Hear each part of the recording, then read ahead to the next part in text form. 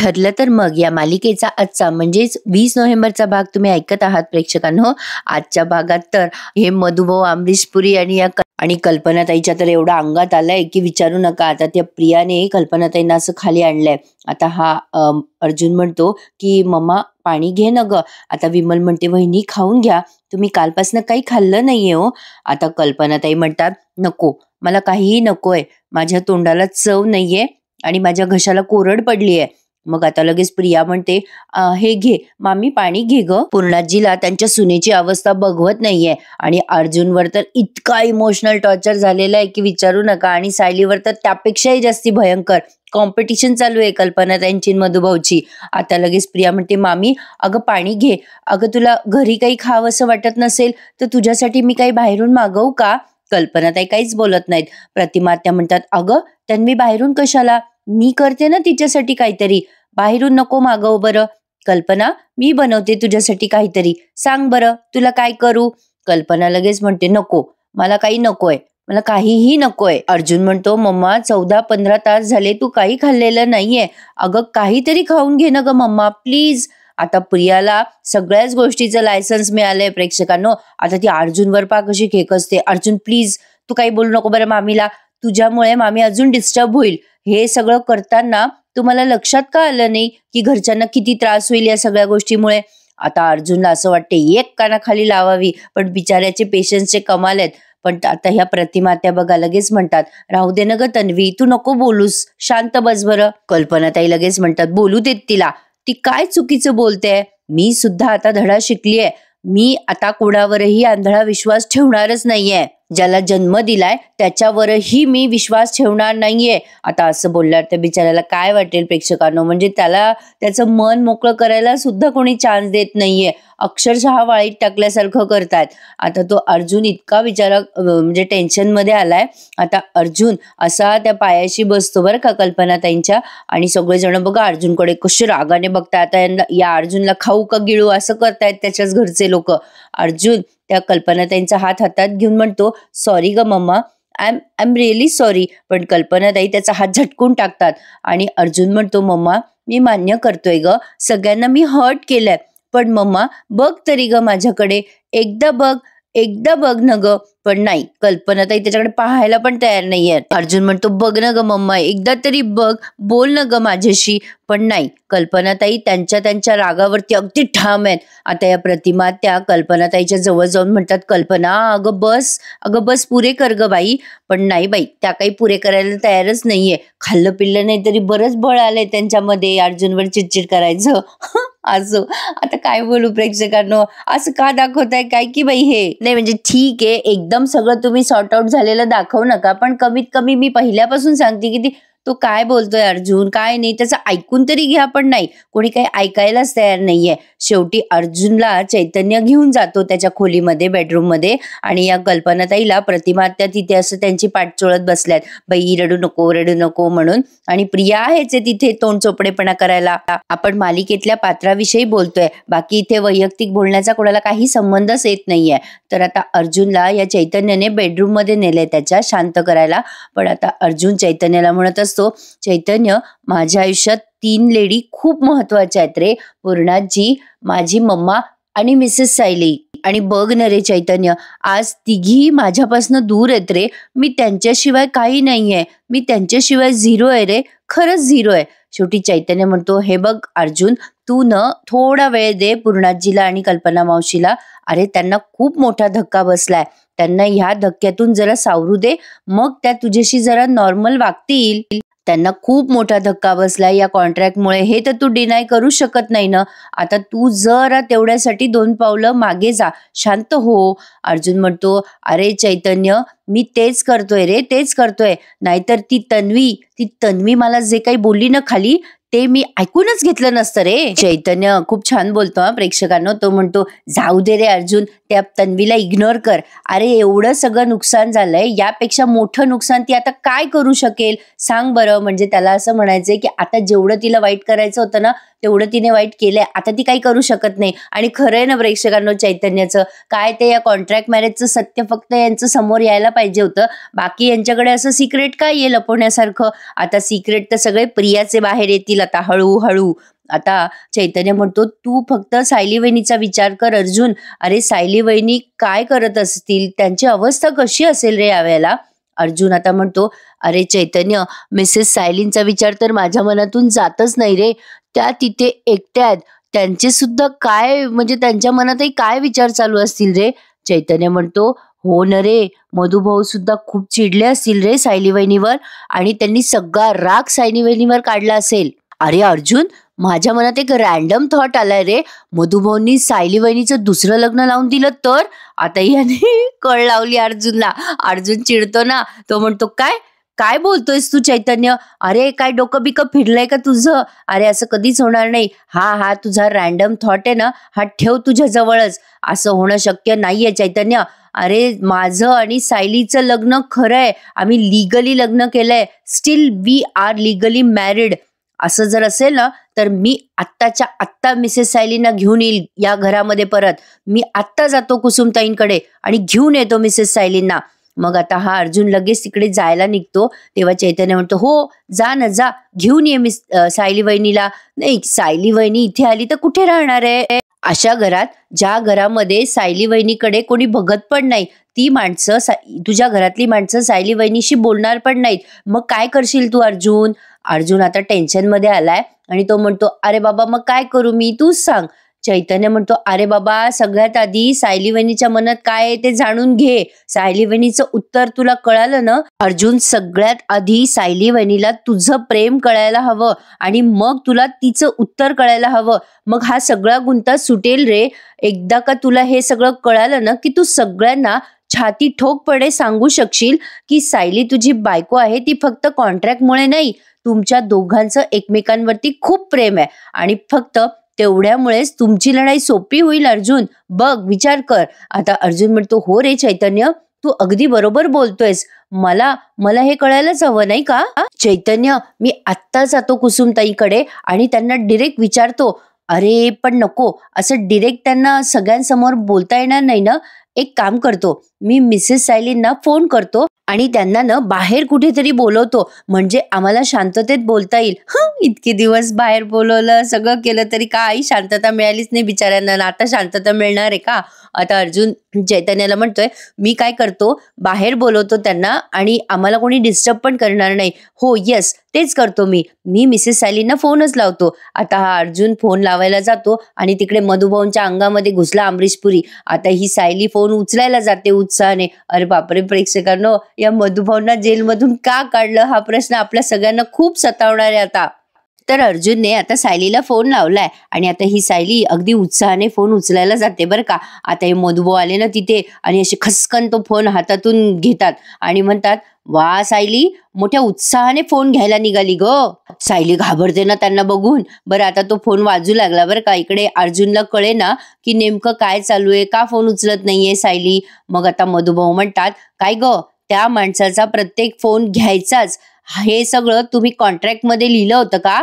आता अर्जुन आला टेन्शन मध्ये आणि आता मधुभाऊ म्हणतात जसं हे कॉन्ट्रॅक्ट संपलं तसं त्या माणसाला पण विसरून जायचं. सायली, यापुढे अर्जुन सुभेदारशी तुझा कोणत्याही तऱ्हेचा संबंध नसणार आहे. तिकडे अर्जुनला वाटत असतं काय झालं असेल, मिसेस सायली माझा फोन का घेत नाहीयेत. आता चैतन्य म्हणतो काय माहिती रे, काय झालं असेल. मग आता इकडे सायली म्हणत असते असं काय करता हो मधुभाऊ, अहो मी बायको आहे हो त्यांची. आता मधुभाऊ म्हणतात होतीस, आता नाहीयेस. तू फक्त कॉन्ट्रॅक्ट पुरती बायको होतीस, आता तू बायको नाहीयेस. आता ही कुसुम छोटी मध्ये पडते आणि म्हणते अहो मधुभाऊ असं नका बोलू हो, असं नाहीये. अहो सायली आणि अर्जुनने खरंच लग्न केलंय हो, पण मधुभाऊ या कुसुमला पण बोलू देत नाहीत आणि म्हणतात हे बघ कुसुम, तू मध्ये न बोललीस तर उत्तम होईल. सायली, हा फोन यापुढे माझ्याकडे राहणार आणि मला खात्री करून घेता येईल की त्या माणसाबरोबर तू बोलत नाहीयेस ते. बरं या सायलीपेक्षा जास्ती कुसुमलाच बिचारीला टेन्शन आलं. आता ही सायली म्हणते असं काय करता मधुभाऊ, अहो एकदा बोलू द्या ना मला त्यांच्याशी, फक्त एकदा. पण नाही बाई, मधुभाऊंच्या अंगात डायरेक्ट अमरीशपुरी घुसल्या, त्यामुळे मधुभाऊ काहीच बोलायला तयार नाहीयेत. बिचारी सायली आता गयावया करते, अहो मधुभाऊ एकदा बोलू द्या ना मला, उचलू द्या ना फोन. पण नाही बाई, मधुभाऊ काही ऐके ना. प्रेक्षकांनो, सहज माझ्या मनात विचार आला, म्हटले या सायलीला त्यांनी लॉकपिक करून ठेवलं असतं, पण रूम एकच असल्यामुळे त्यांची पंचायत होईल ना मग. असो, पण आता ही सायली म्हणते असं काय करता मधुभाऊ, घरी काही झालं असेल ना, पूर्णाजीला काही झालं असेल तर मला त्यांच्याशी बोलायचंय, मला जर कळलं नाही तर काय, द्या ना मधुभाऊ फोन. आता मधुभाऊ म्हणतात त्या माणसांबद्दल तुला काही न कळलेलंच बरं. जसं तुझं लग्न खोटं तसं ती नाती पण खोटी आहेत. तुला मी निक्षून सांगतोय सायली, यापुढे अर्जुनशी संपर्क साधण्याचा प्रयत्न केलास तर तुला या मेलेल्या बापाचं तोंड पाहावं लागेल. आता मधुभाऊंनी डायरेक्ट टोक गाठलेलं आहे, त्यामुळे सायली ब्लॅक अँड व्हाईट झाली, कुसुम ब्लॅक अँड व्हाईट झाली, कोणाला काही कळे ना, अरे बापरे हे काय बोलून गेले मधुभाऊ. आता असं बोलू नये प्रेक्षकांना, पण बरं होऊन जाईल, केसही संपून जाईल आणि सगळं जोक्स पार्ट मी गंमत केली बरं का. पण मधुभाऊंनी डायरेक्ट टोक गाठलेलं आहे आज. मग आता मधुभाऊ पुन्हा त्यांची धमकी कंटिन्यू करतायत, आणि तू यापुढे जर अर्जुनला भेटलीस तर याद राख, तू त्या अर्जुन सुभेदारला भेटणार नाहीयेस, त्याच्याशी तू फोनवर पण बोलायचं नाहीयेस, त्याच्या समोर पण तू जाणार नाहीयेस, आणि चुकून जर तो समोर आला तर तू एकही अक्षर न बोलता पाठ फिरवून निघून जाशील. अरे अरे अरे, काय झालं मधुभाऊंना, काय झालं प्रेक्षकांनो, बरे येत नाही, काय काही गरज आहे का बरं असं रिकामा उद्योग करायची. आता मधुभाऊ लागली एकदम ड्रामॅटिक, वचन दे मला सायली, वचन दे. प्रेक्षकांनो, मला असं वाटतंय 90sचा मराठी पिक्चर बघते मी. आता लागली त्यांनी डपडे बिपडे काय वाजवले मागे, विचारू नका. बरं आता मला सांगा प्रेक्षकांनो, मधुभाऊ इतके म्हणजे एक्सपिरियन्स आहेत ना, एवढे पावसाळे त्यांनी पाहिलेत. आता या सायलीशी कोण लग्न करेल या गोष्टीचा विचार त्यांच्या मनात नसेल का आला, पण कदाचित त्यांना असं वाटत असेल सायली मुलगी आहे त्यामुळे काही टेन्शन नाही, होणारच आहे तिचं दुसरं लग्न, असा विचार ते मनात नक्की करत असणार आहे, आणि ते दुसऱ्या लग्नाचा प्रयत्न पण करतील. प्रेक्षकांनो पहा तुम्ही, नाही सायलीसाठी ठिकाणं आणले त्यांनी तर माझं नाव बदला. आता नुसते म्युझिक दाखवलेत त्यांनी, ऐकवलेत आपल्याला बऱ्याच वेळ, आणि मधुभाऊ, कुसुम, सायली सगळ्यांचे असे चेहरे फ्लॅश केलेत. आणि मधुभाऊ म्हणतात सायली, मी तुला शेवटचं सांगतोय, तू त्या अर्जुन सुभेदारशी कुठल्याही प्रकारचे संबंध ठेवणार नाहीयेस, वचन दे मला, दे वचन. शेवटी कुसुम म्हणते, अहो असं काय करता हो मधुभाऊ, एवढे टोकाचं का बोलताय तुम्ही, संबंध वगैरे तोडायची काय गरज आहे हो मधुभाऊ. पण नाही बाबा, मधुभाऊ कुसुमवरच ओरडतात, कुसुम तू शांत हो. कुसुम म्हणते, अहो मधुभाऊ पण ते कॉन्ट्रॅक्ट वगैरे समजलं, पण या दोघांचं लग्न. आता मधुभाऊ म्हणतात खोटं आहे लग्न, लग्न खोटं आहे, तसं संसार पण खोटाच होता यांचा. मग हे सगळं सोडण्यासाठी, वचन देण्यासाठी दात खिळी का बसली आहे हिची, माझं काही ऐकायचंच नाही असं ठरवलंय का तू सायली. सायली लागते पुन्हा गळागळा रडायला. बापरे, सायली खरंच अल्काकुबलच झाली आहे प्रेक्षकांनो. आता मधुभाऊ म्हणतात, हे बघ सायली, मी जे सांगतोय ते तुला पटत नसेल, पण तुला माझं ऐकावंच लागेल सायली. सायली म्हणत असते, मधुभाऊ असं नका करू ओ मधुभाऊ. आता हे मधुभाऊ काय ऐके ना. मधुभाऊ म्हणतात, यापुढे तू अर्जुनशी नुसता बोलायचा प्रयत्न जरी केलास तरी तुझा हा बाप तुला जिवंत दिसणार नाही, हे लक्षात ठेव. म्हणजे मधुभाऊनी प्रत्येक पद्धतीने तिला धमकी दिली आहे बरं का प्रेक्षकांनो, म्हणजे ती विसरू नये म्हणून. आता तू बोलायचं नाही, असं नाही, तसं नाही, मग असं झालं तर असं होईल, आणि तो फोन घेऊन चक्क निघून गेलेत ते. आता सायली लागते ना रडायला पुन्हा, अगं कुसुमताई हे काय होऊन बसलं ग.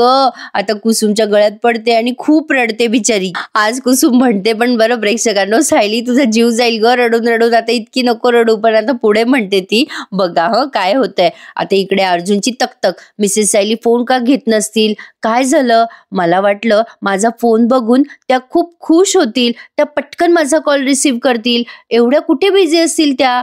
चैतन्य म्हणतो, अरे घरच्या कुठल्या कामात असतील त्या. अर्जुन म्हणतो, अरे काही प्रॉब्लेम तर झाला नसेल ना रे चैतन्य, म्हणजे आता मला टेन्शन यायला लागलंय रे, काय झालं असेल. चैतन्य म्हणतो, ए बाबा अरे तू शांत हो, इतका कशाला पॅनिक होतोयस तू, अरे काही झालं असेल, सायली वहिनीचा फोन सायलेंट असेल, काही प्रॉब्लेम असेल, तुझा मिस कॉल बघून करतील ना त्या तुला कॉल बॅक. अरे अर्जुन म्हणतो, नाही नाही पण मी पुन्हा ट्राय करून बघतो फोन, बघू उचलतात का आता पुन्हा. तर चैतन्य म्हणतो बरं बरं कर, पुन्हा फोन कर. अर्जुन पुन्हा फोन करतो तर फोन स्विच ऑफ येतो. मधुभाऊंना कळतं वाटतं फोन कसा स्विच ऑफ करायचा ते. अर्जुन आता विचार करतो, अरे देवा, मिसेस सायलींचा फोन स्विच ऑफ आहे. तू तर म्हणाला होता मिसेस सायलींचा फोन सायलेंटवर आहे आणि आता फोन कसा काय स्विच ऑफ झाला. मग चैतन्य म्हणतो, अरे अर्जुन, मग बॅटरी डाऊन झाली असेल कदाचित. आता अर्जुन म्हणतो, हा झाली असेल बॅटरी डाऊन, नाहीतर मधुभाऊ असतील का रे त्यांच्या समोर. म्हणजे बघ ना, मधुभाऊ जर समोर असले तर, म्हणजे मधुभाऊ चिडलेले आहेत ना त्यांच्यावर, मधुभाऊंच्या समोर त्या कशा बोलतील, मधुभाऊ डिस्टर्ब होतील ना, म्हणून त्यांनी फोन स्विच ऑफ करून टाकला असेल. हा चैतन्य, असंच असेल. बरं, आज चैतन्य पुन्हा म्हणतो, अरे म्हणजे सायली वहिनी काय मधुभाऊंसमोर तुझा फोन घेणार पण नाही का. काय यार अर्जुन, याला काय अर्थ आहे.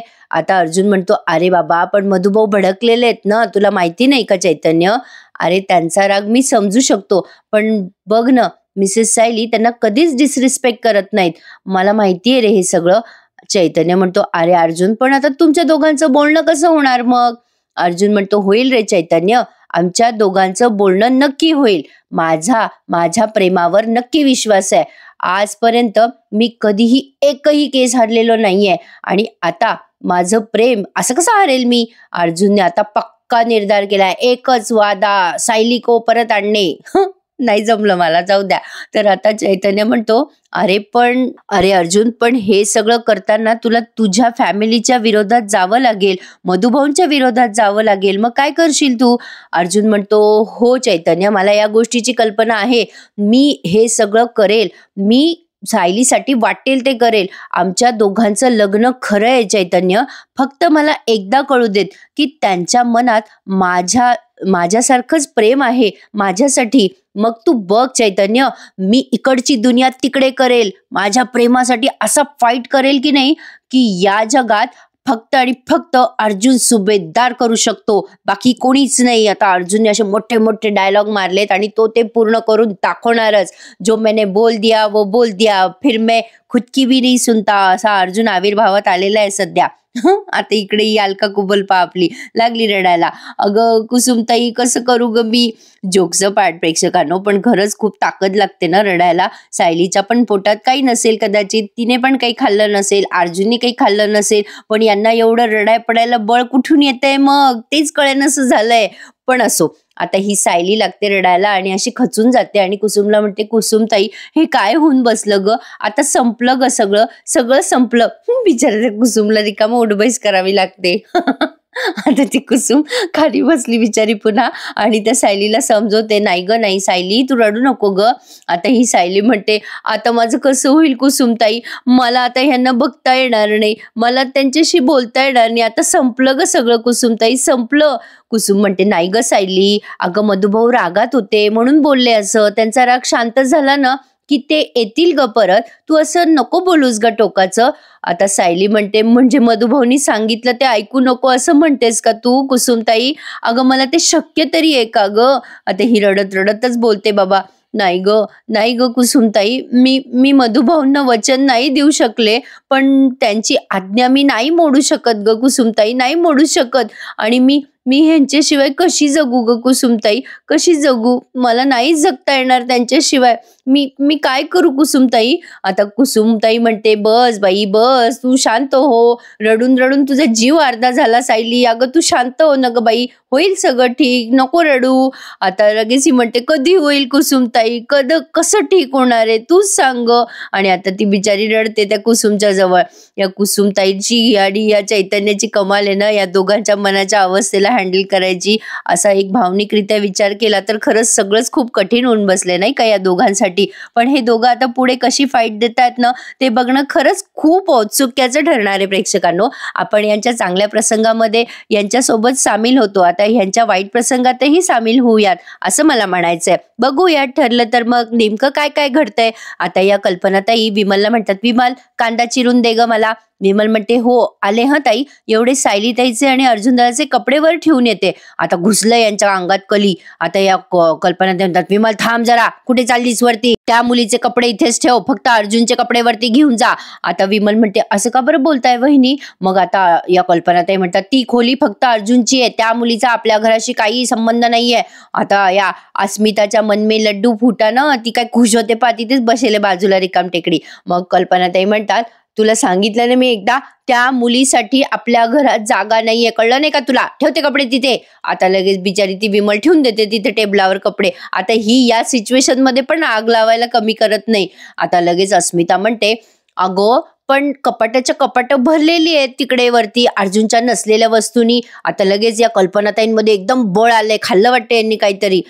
आता या लगे पदर खोचतात, लगे त्या अर्जुनच्या रूम मध्ये काय जातात, तरा तरा तरा त्या सायलीचे सगळे कपडे बचा बचा बचा त्या बॅग मध्ये काय भरतात. बरं ती डायरी पण ठेवली बरं का. आता फक्त आमच्या सगळ्या युट्यूबर्सला ते डायरीचं आपलं काय ते थंबनेल लावायला मजा येणार आहे. कल्पनाला सापडली डायरी, कळले सगळे सत्य वगैरे वगैरे. आता ती डायरी पण त्यांनी बुचकून ठेवून दिली त्या बॅग मध्ये. ते सगळी बॅग आपली लावली, ती लागली बरी बॅग इतके सगळे कपडे टाकल्यावर. बरं लावलीचे लावली. पण आता इकडे हा अर्जुन आणि चैतन्य आले बरं का बाहेरून. आता चैतन्य सांगत असतो अर्जुनला अरे अर्जुन तू थोडं तुझं बळ एकवटून घे, आपल्याला आपल्या ऑफिसचे पण कामं करावे लागतील, तुला मीटिंगला जावं लागेल, असं काहीतरी आपलं बोलायचं म्हणून बोलू लागले. मग आता तेवढ्यात कल्पनाताई येतात वरून तरा तरा तरा. सगळेजण कल्पनाताईंकडे बघू लागले. कमाले नाही, न खाता पिता एवढं बळ आणायची.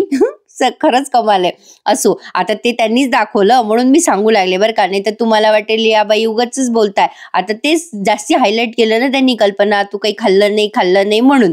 असो तर आता या आल्या अशा बॅग घेऊन. आता अर्जुनला वाटतं की चालली काय आपली आई घर सोडून, असं कोणाला वाटू शकतं ना. पण आता त्यांनी ती बॅग घेतली आणि अशी फेकली तिथे समोर. काय स्पीड आहे प्रेक्षकांनो, वरचा जिना चढायचा आणि उतरायचा. कमाले बाबा, एवढा स्पीड माझा पण नसेल. आता कल्पनाताईंनी ती बॅग फेकल्यावर लगेच अस्मिता म्हणते ही बॅग कुठली आहे. आता लगेच कल्पनाताई म्हणतात विमल ही बॅग पाठवून दे, तुला ऐकून आलं का. आता हे कपडे या बॅगेमध्ये भर. आता त्या सायलीचे कपडे इस्त्री करून आलेले त्या बॅगेत अल्लाट ठेवले विमलने. विमल तरी बरी बिचारी, तिने असं प्रेमाने ठेवले बरं ते कपडे. मग आता अर्जुन ते सगळा तमाशा पाहू लागलाय, चैतन्य पाहू लागलाय, काय चल रहा है, काय बाई हा प्रकार, काय वेडेपणा. आता कल्पनाताईंनी ते कपडे त्यात ठेवायला लावले तेव्हा अर्जुनच्या लक्षात येतं बरं का, हे तर मिसेस सायलींचे कपडे. म्हणजे कल्पनाने बोलल्यावर पण तो असं बोलतो. असो आता लगेच या कल्पनाताई म्हणतात चैतन्य ही बॅग त्या मुलीच्या घरी घेऊन जा आणि यात जे काही सामान आहे ना ते तिच्या तोंडावर फेक. मला हे सामान इथे नकोय, मला त्या मुलीच्या वस्तू माझ्या घरामध्ये एकही नकोय, वस्तू नकोय, मला इथे तिचं अस्तित्वच नकोय. कळलं का तुला चैतन्य.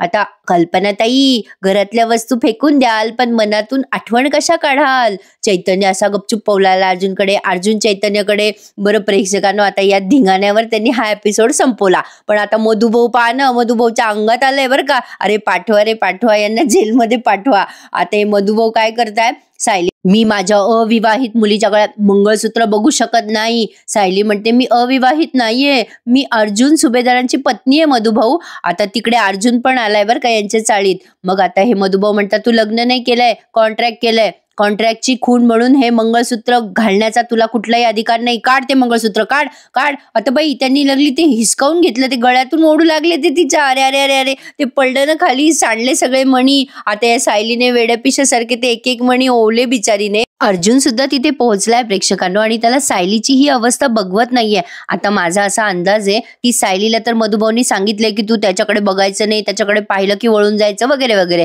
तर कदाचित सायली तिची डायरी अर्जुनला वाचायला देईल असं मला वाटतंय. तुम्हाला काय वाटतं मला कमेंट करून नक्की कळवा. आणि त्यातून अर्जुनला कळेल की सायलीचं त्याच्यावरती किती प्रेम येते असं मला वाटतंय. बघूयात प्रेक्षकांनो, आपण चांगल्या गोष्टींमध्ये यांची साथ दिली आहे मी तर तुम्हाला म्हणेलच, वाईट गोष्टींमध्येही साथ देऊयात आणि बघूयात पुढे अर्जुन सायलीचं प्रेम कसं जिंकता ते. तर कसा वाटला आजचा भाग आवर्जून कमेंट करून कळवा हं मला. आणि नेहमीप्रमाणे आपल्या चॅनलला लाईक, शेअर आणि सबस्क्राईब करायला विसरू नका. नवीन मालिकेचा रिव्ह्यू ऐकता आहात ना माझ्या आवाजामध्ये, आणि घरोघरी सुद्धा आज खूप छान दाखवलंय त्यांनी. नक्की सगळे रिव्ह्यूज एन्जॉय करा, त्यासाठी चॅनलला सबस्क्राईब करायला विसरू नका. भेटूयात उद्या सकाळी पुन्हा एकदा. धन्यवाद.